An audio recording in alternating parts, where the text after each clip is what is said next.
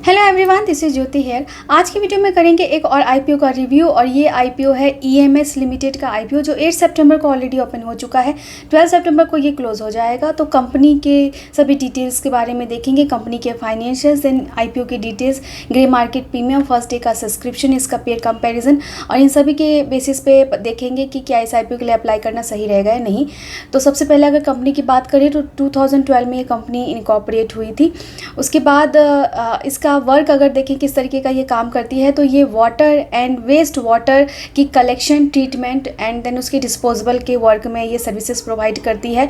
तो जो भी वाटर और वेस्ट वाटर होते हैं उनका जो sewage solutions, supply solutions, then water को कलेक्ट करके उसका ट्रीटमेंट वगैरह प्रोवाइड करने के इनके प्लांट्स होते हैं। तो इस तरीके के प्रोजेक्ट्स, कई सारे प्रोजेक्ट्स जो हैं कंपनी के पास हैं। इसके अलावा जो है कंपनी पावर ट्रांसमिशन के लिए जो स्ट्रक्चर वगैरह बनते हैं वो भी प्रोवाइड करती है।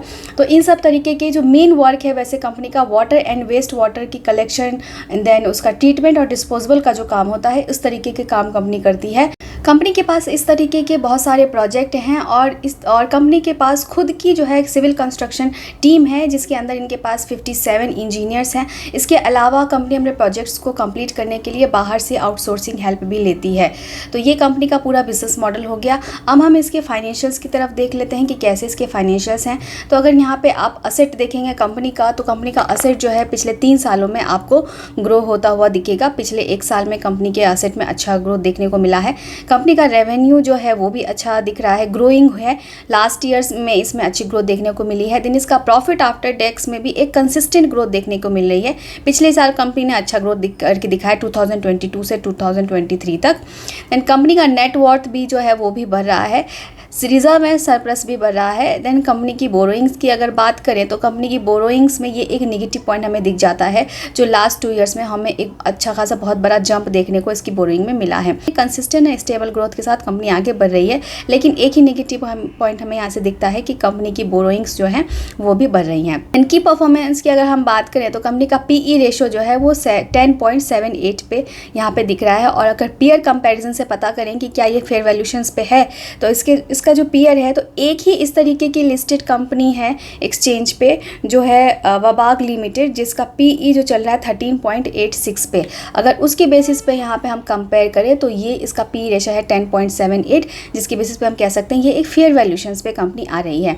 कंपनी के फाइनेंशियल्स की बात करें तो इसके जो पीयर है उसके फाइनेंशियल्स कुछ खास नहीं है, उसके कंपैरेटिवली इस कंपनी के ईएमएस के फाइनेंशियल ज़्यादा बेटर हैं। तो पी रेशो की बात करें तो कंपनी जो है अच्छी वैल्यूशंस पे ये आईपीओ लेके आई है।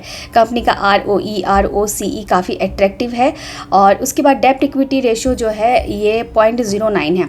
तो वैसे तो हमने देखा कि कंपनी का जो डेप्ट हमने देखा कि काफ़ी बढ़ गया है। लास्ट ईयर 2022 से 2023 तक हमने देखा मार्च में कि कंपनी का जो डेट है उसमें बहुत ज़्यादा हमें इंक्रीज़ देखने को मिला है। लेकिन अगर डेट इक्विटी रेशो की बात करें तो यहाँ पे हमें दिखता है कि डेट बढ़ा तो है लेकिन का डेट इक्विटी रेशो जो है मैनेजेबल है, 1 से कम है तो वो मैनेजेबल है। तो इस तरीके से हमने देखा कि कंपनी फेयर वैल्यूशंस पे आ रही है। पीयर कंपैरिजन में अगर हमने चेक किया तो एक ही लिस्टेड पीयर है, तो बहुत ज़्यादा कॉम्पिटिशन भी नहीं है इसके पास।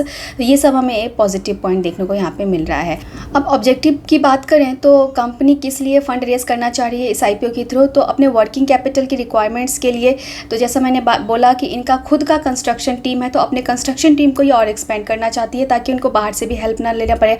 ऑलरेडी 57 इंजीनियर्स इसके अंडर है और इसमें ये इंक्लूड करना चाहती है। देन अदर कॉर्पोरेट पर्पसेस के लिए भी ये इनको फंड की रिक्वायरमेंट्स है जिसके लिए आईपीओ लेके आ रही है। अब हम कंपनी इस आईपीओ की डिटेल्स की बात कर लेते हैं। तो ऑलरेडी ये 8 सितंबर को ओपन हो चुका है, 12 सितंबर को ये क्लोज हो जाएगा। इस आईपीओ का प्राइस रखा गया है 200 से 211 का। तो हमें हायर कट ऑफ प्राइस पे अप्लाई करना होता है रिटेल कैटेगरी में। एक लॉट में यहाँ पे 70 शेयर्स रखे गए हैं। तो रिटेल कैटेगरी में मैक्सिमम 13 लॉट्स तक के लिए आप अप्लाई कर सकते हैं, लेकिन एक लॉट के लिए ही अप्लाई करना काफ़ी रहता है, उसमें ज़्यादा चांसेस हो जाते हैं आईपीओ अलाउट होने के। देन अगर टोटल साइज़ की बात करें तो 321 करोड़ इसका टोटल साइज़ है, जिसमें से फ्रेश इशू है 146 का, ऑफर फॉर सेल है 175 का। यहाँ पे ये एक नेगेटिव बात हमें और दिख गई कि ऑफर फॉर सेल जो है वो फ्रेश इशू से ज़्यादा है। तो ये यहाँ पे हमने इसके देख लिया। उसके बाद एंकर एलोकेशन से ऑलरेडी कंपनी जो है 96 करोड़ रुपीज़ जो है रेज कर चुकी है। फिर इसके फर्स्ट डे सब्सक्रिप्शन की बात करें तो 8 सितंबर को ये ओपन हुआ था और फर्स्ट डे में ऑलरेडी ये 3.8 टाइम सब्सक्राइब हो चुका है। रिटेल कैटेगरी में अराउंड 5 टाइम सब्सक्राइब ये हो चुका है। तो बहुत ही एक बढ़िया अच्छी डिमांड इस कंपनी में इस IPO में देखने को मिली है। तो चांसेस तो बहुत ही कम है इस IPO को मिलने के। इस तरीके के जो अच्छे IPOs होते हैं जिसमें डिमांड बहुत ज़्यादा क्रिएट हो जाती है, तो ऐसे IPOs मिलने के चांसेस कम होते हैं। लेकिन फिर भी आपका काम है, हमारा काम है इस पर लगाते रहना, क्योंकि कोई भी चांस हमारा भी इसमें लग सकता है, हमें भी मिल सकता है।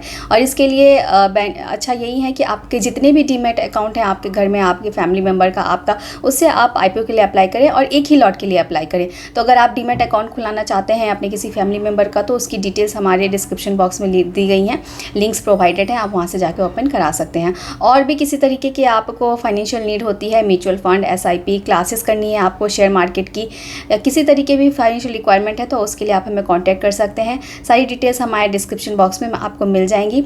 डेली के अपडेट्स के लिए आप हमारा टेलीग्राम चैनल पे हमको ज्वाइन कर सकते हैं, उसकी लिंक भी हमारे डिस्क्रिप्शन बॉक्स में मेंशन है।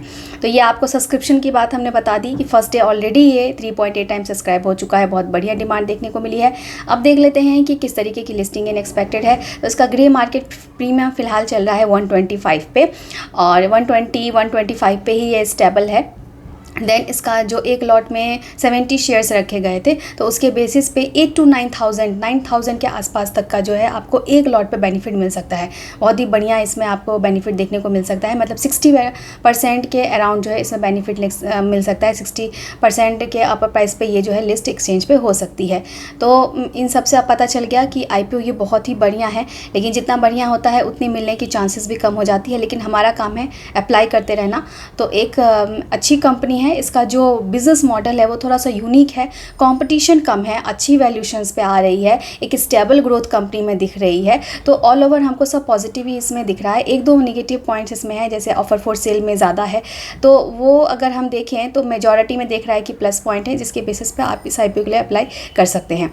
ये मेरी एनालिसिस है। इसके अलावा आप खुद की एनालिसिस लगा के भी आप सीख के आप IPO वगैरह में या किसी भी शेयर मार्केट में आप इन्वेस्टमेंट करना चाहते हैं तो ही करें।